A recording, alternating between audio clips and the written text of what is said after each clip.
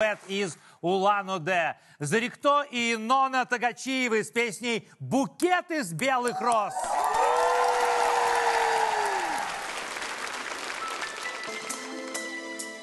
Добрый вечер! Великая и могучая наша страна Россия! Все вместе в этот прекрасный музыкальный вечер, дамы и господа.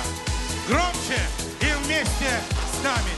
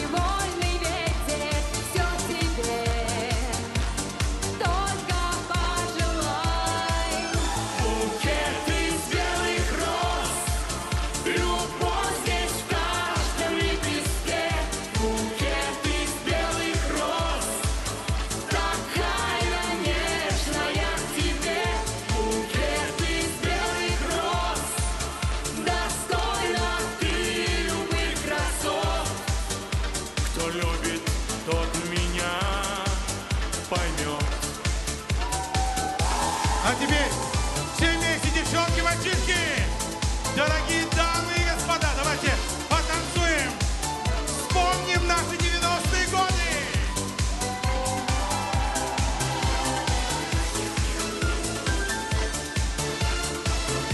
Какая музыкальная страна наша? Россия!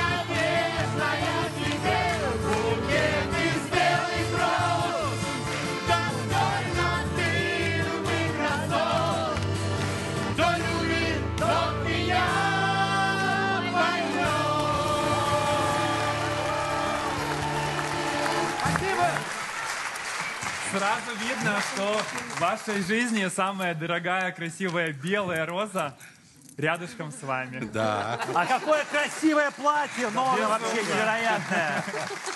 Спасибо. Сколько лет вы уже вместе? Расскажите, где познакомились? Мы познакомились в стенах Улан-Удэнского колледжа искусств, студентами вокального отделения. Нона приехала после Хабаровского технологического колледжа. Нона по профессии дизайнер-модельер. То есть это ее платье? Вся одежда на мне, на Ноне, это все сшито руками моей сестры. Как вы удачно познакомились. Очень красиво. Ну и когда вы поняли, что Зарикто это тот самый цветок. Тот самый цветок. Чем он вас покорил? Практически сразу, как только он зашел в кабинет, Я была новенькая, я пришла 1 ноября на учебу, и я увидела и сразу поняла, что это моя судьба. Кабинет музыкальной литературы. Нет, такое ощущение, что он педагогом был? Нет, Нет, мы студенты. оказались одногруппниками. кабинет. Да, мы были одногруппники.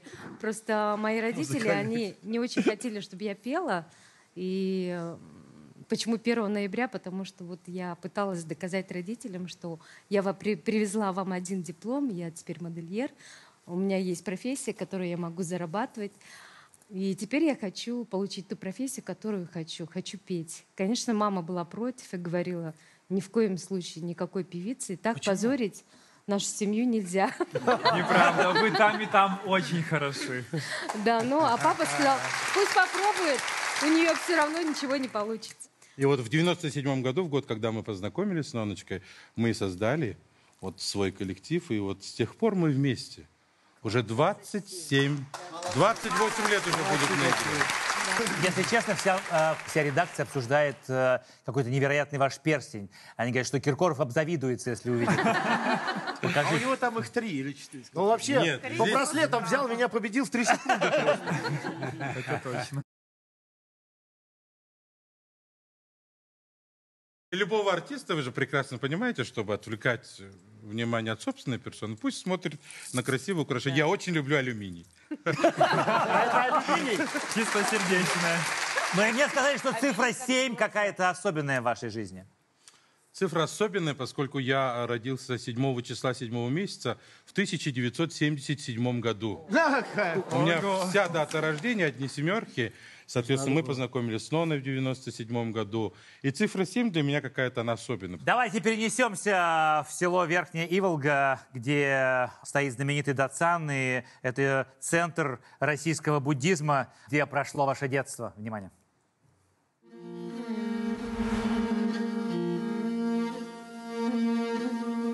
Это наш Цокчен-Дуган, главный храм Иволгинского Датсана.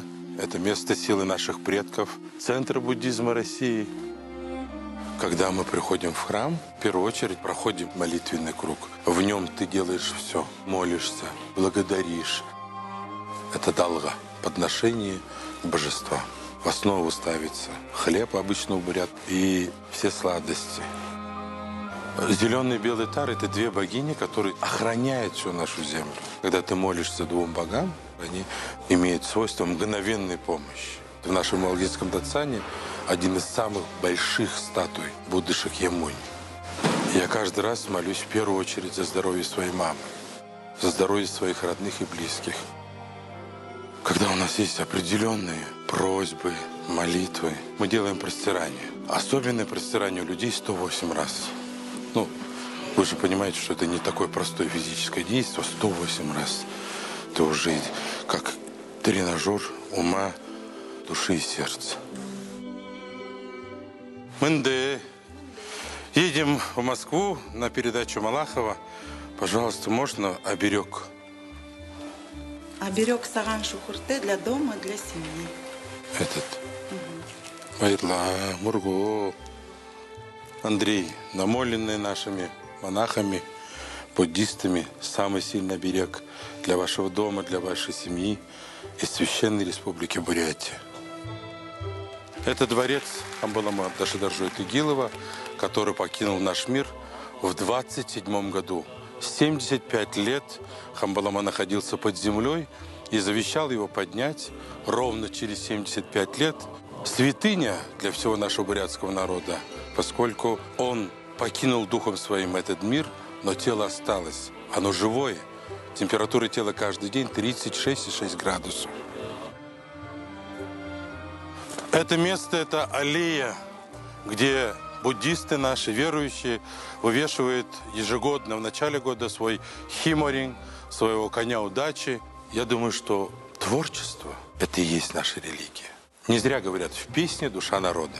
И каждый человек, исполняя песни на своем языке для своего народа, приносит успокоение души и радость сердца. Хулук-хулук бороро, хуруд ерехеягаш, халунга мармындые, хургода шахоягаш.